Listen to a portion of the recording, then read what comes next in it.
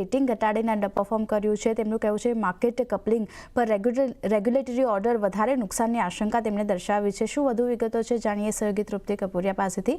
તૃપ્તિ, good afternoon. જણાવો આઈએક્સમાં ઘટાડા પાછળના રીઝન. આઈએક્સ આપણે જોઈ રહ્યા છે કે લાસ્ટ સપ્તાહ પણ એક સારો એવો ઘટાડો અહીંયા જોવા મળ્યો હતો. ખાસ કરીને માર્કેટ કપલિંગના જે ઓર્ડર્સ આવ્યા છે ત્યારબાદ આ કાઉન્ટરમાં સતત 30% આપણને નેગેટિવ રિટર્ન્સ જોવા મળ્યા છે એક સપ્તાહમાં. અને હવે શા માટે આજે વધુ ઘટાડો જોવા મળ્યો છે? તો ઘણા બધા બ્રોકરેજ રિપોર્ટ નેગેટિવ રિપોર્ટ આપી જ રહ્યા છે. પણ સાથે આજે બર્નસ્ટેન્ડ તરફથી પણ અહીંયા આઈએક્સ માટે આપણને રેટિંગ જે છે ડાઉનગ્રેડ થતા જોવા મળ્યા છે. તેમને અંડર પરફોર્મ રેટિંગ આપીને ટાર્ગેટ તેમને ઘટાડીને ₹99 પ્રતિ શેર કર્યા છે. તેમના રિપોર્ટ મુજબ કપલિંગ પર રેગ્યુલેટરના ઓર્ડર્સથી અનુમાન કરતાં પણ વધુ નુકસાનની તેઓ ધારણા અહીંયા જોઈ રહ્યા છે. તેમનું એ પણ કહેવું છે કે ટ્રાન્ઝેક્શન ચાર્જીસ જે છે તે રિફોર્મ અને સ્પર્ધા વધવાનું એક રિસ્ક જે છે હવે અહીંયા જોવા મળી રહ્યું છે. અને સૌથી વધુ તેમને રિપોર્ટમાં એ પણ લખ્યું છે કે કંપનીનું બિઝનેસ મોડલ છે એ પણ હવે અહીંયા રિસ્કમાં તેમને લાગી રહ્યું છે. આ કારણથી એક નેગેટિવ આપણને ઇમ્પેક્ટ અત્યારે સ્ટીલ જોવા મળી રહ્યો છે. સાથે સ્પર્ધાનું રિસ્ક પણ અહીંયા વધતું જોવા મળી રહ્યું છે. તો કયા પોઈન્ટ્સ ખાસ કરીને નજર રાખવાના રહેશે? તો ડેફિનેટલી જે નવા પ્લેયર્સની જે છે અહીંયા એન્ટ્રી જે છે તેને જે અવરોધો છે અહીંયા આપણને ખતમ થતા જોવા મળી રહ્યા છે. અને બીજા એક્સચેન્જ પણ હવે ઇલેક્ટ્રિસિટી કોન્ટ્રાક્ટમાં હવે ટ્રેડિંગની તૈયારી કરી રહ્યા છે, જેમાં ખાસ કરીને એનએસઈ, બીએસઈ, એમસીએક્સ છે તે કે એમએસસીઆઈની જે ટ્રેડિંગ જે છે તેઓ અહીંયા તૈયારી કરી રહ્યા છે. ખાસ કરીને અગર આઈએક્સની અગર જો આપણે વાત કરીએ છીએ તો હાલમાં કંપની જે છે તે 2 પૈસા પ્રતિ KWH સુધી તેઓ ટ્રાન્ઝેક્શન ફીસ અત્યારે તેઓ ચાર્જ કરી રહ્યા છે. પરંતુ ખાસ કરીને CERCના 2023ના ટ્રાન્ઝેક્શન ફીસ પર તેમને એક ખાસ કરીને તેમને એક ડિસ્કશન પેપર તેમને અહીંયા બહાર પાડ્યું હતું. અને ખાસ કરીને જે પાવર પ્રોડ્યુસર્સ છે તેમને આ 2 પૈસા જે ચાર્જીસ જે લાગી રહ્યા છે તેમનો તેમને વિરોધ પણ કર્યો હતો. અને ડેફિનેટલી આપણે હવે જોઈ રહ્યા છે કે તેના માટે કરીને એક નવા કપલાઈનને લઈને નવા ઓર્ડર્સ પણ આપણી સમક્ષ આવતા જોવા મળ્યા છે. તેનું એક નેગેટિવ ઇમ્પેક્ટ જે છે કાઉન્ટર પર જોવા મળ્યું છે. અને મેનેજમેન્ટ પણ ડેફિનેટલી કહી રહ્યા છે કે તેનું એક ખરાબ ઇમ્પેક્ટ જે આવનારા સમયમાં પણ જોવા મળી શકે છે.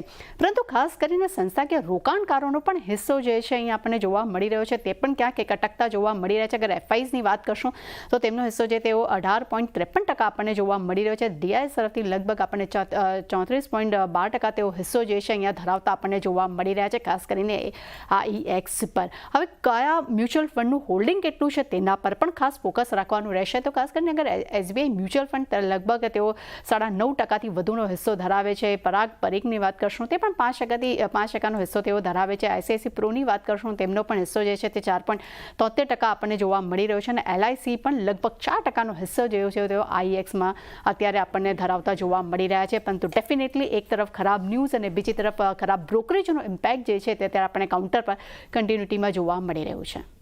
તો ખરાબ બ્રોકરેજ રિપોર્ટના કારણે સ્ટોકમાં એક નેગેટિવ કામકાજ જોઈ રહ્યા છે, 3%ની આસપાસની નેગેટિવિટી. આભાર તૃપ્તિ આપનો સમગ્ર માહિતી આપવા માટે. તો જોઈ રહ્યા છે એક આઈએક્સમાં ઘટાડા સાથેનું કામકાજ અને ખાસ કરીને માર્કેટ કપલિંગના જે ન્યૂઝ આવ્યા હતા, રેગ્યુલેટરી ઓર્ડર જે રીતે આવતા દેખાયા હતા એને કારણે આપણે નેગેટિવિટી જોઈ હતી. ને હવે ખાસ કરીને બર્નસ્ટેન્ડ તરફથી ડાઉનગ્રેડ કરવામાં આવ્યું છે ત્યારબાદ આ નેગેટિવિટી આપણને વધતી દેખાઈ રહી છે. એક વ્યૂ નીરવજી આપનો ખાસ કરીને આઈએક્સ માટે, કારણ કે આજે ઓલમોસ્ટ આ સમાચારના લીધે અને નેગેટિવ બ્રોકરેજ રિપોર્ટના લીધે આપણે જોઈ રહ્યા છે 52 વીક લોના લેવલ્સની પાસેનું કામકાજ જોઈ રહ્યા છે. 131ના લો હતા, અત્યારે 132ના લો બન્યા બાદ સ્ટોકમાં થોડોક રિકવર નીચલા સ્તરેથી કરતી દેખાઈ રહી છે. પણ આજે સમાચાર આવ્યા છે આઈએક્સ માટે તમે કઈ રીતે જોઈ રહ્યા છો? કારણ કે લોંગ ટર્મ માટે ખાસ કરીને અહીંયા થોડીક ઇમ્પેક્ટ જોવા મળી શકે છે. કઈ રીતે ધ્યાન રાખવું? એબ્સોલ્યુટલી. ઇનફેક્ટ લાસ્ટ 5-6 દિવસમાં જ એક સારો ઘટાડો આવી ગયો છે આ પર્ટિક્યુલર સ્ટોકમાં. એસ્પેશિયલી 3-4 દિવસ પહેલા જ્યારે આ ન્યૂઝ આવ્યા લાસ્ટ વીકમાં કે જે માર્કેટ કપલિંગના ન્યૂઝ આવ્યા, ક્લિયરલી આમાં એ જ છે કે આઈએક્સ જે એની લીડરશિપ હતી દેટ વિલ ડેફિનેટલી એ હવે એન્જોય નહીં કરી શકે. અને ઘણા બધા નોર્મ્સ આપણે જોઈએ છે કે વારે ઘડી ચેન્જ થતા હોય છે આ બધી કંપનીઝને લઈને, રૂલ્સ રેગ્યુલેશન્સ ચેન્જ થતા હોય છે.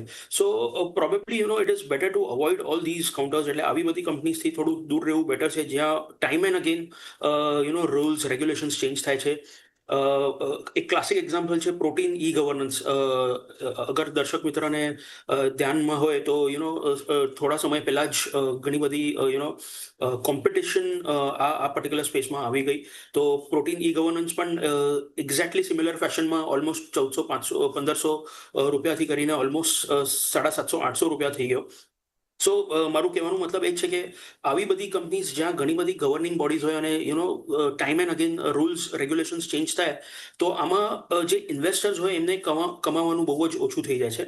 So it is better to trade in these companies. Short term માટે તમે કોઈ ટ્રેડ લઈ લો અને એક્ઝિટ થઈ જાઓ, but from a long term perspective it is better to stay away from all these companies because wealth creating આમાં usually અમને નથી દેખાતું. સો ડેફિનેટલી અવોઇડ કરવું બેટર હોય છે. ઓકે, તો અવોઇડ કરીને ચાલવાની સલાહ અહીંયા ખાસ કરીને આવા કાઉન્ટર માટે IEX માટે બનતી દેખાઈ રહી છે, ધ્યાન રાખવાનું રહેશે. પણ